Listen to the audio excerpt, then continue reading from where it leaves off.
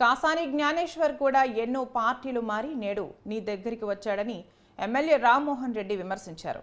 వికారాబాద్ జిల్లా పరిగి నియోజకవర్గంలో ఎమ్మెల్యే రామ్మోహన్ రెడ్డి ఆధ్వర్యంలో భారీ ర్యాలీ నిర్వహించగా ఈ ర్యాలీలో కాంగ్రెస్ ఎంపీ అభ్యర్థి రంజిత్ రెడ్డి పాల్గొన్నారు. తన నాలుకపై మచ్చలు ఉన్నాయని, తాను ఏమంటే అదే జరుగుతుందని రామ్మోహన్ రెడ్డి అన్నారు.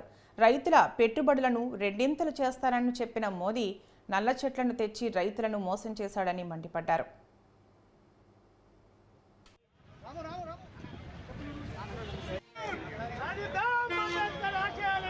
అందరికీ నమస్కారం.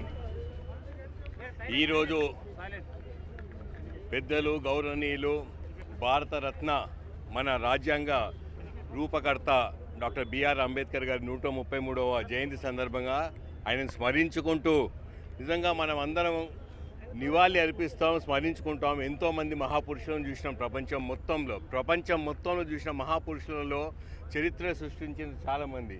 కానీ 80 సంవత్సరాల క్రితం ఊహకందనటువంటి ఆలోచనలు వచ్చిన బిఆర్ అంబేద్కర్ గారు ఎంత గొప్పనో ఆ రోజు మాట్లాడారు. అంటరాని తనం గురించి, మహిళలకు కూడా సదవకాశాలు ఇవ్వాలి, సముచిత స్థానం ఇవ్వాలి, ఇలా అనుకుంటూ ఆలోచిస్తూ పోతే అంతటి పట్టభద్రుడైన తర్వాత ఆయనను ఒక మంచి ఆఫీసర్ ఉన్నప్పుడు అంటరాని వాడని చెప్పి ఆయనకు ఫైల్ అంది అన్నప్పుడు అంటరాని తనమేంది ఇదేంటి అని చెప్పి అప్పుడు గలమెత్తి అప్పటికెళ్ళి వాళ్ళ 80 సంవత్సరాల తర్వాత అమెరికా లాంటి దేశాల్లో కూడా మహిళలకు సముచిత స్థానం లేదు. ఇవాళ ఆలోచనల గురించి మాట్లాడితే ఆయనకు ఆ ఆలోచనలు అప్పుడు వచ్చినాయి. ఇవాళ తెలంగాణ రాష్ట్ర సాధన గురించి కూడా ముందే ఆలోచించి రాసిండు మన రాజ్యాంగంలో.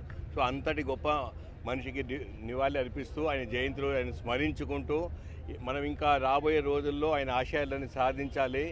ఎందుకు సాధించాలంటే అంత గొప్ప కళలు కన్నా పెద్ద మనసున్న మనిషి ఆయన ఆశయాలను డెఫినెట్గా సాధించుదాం ముందు.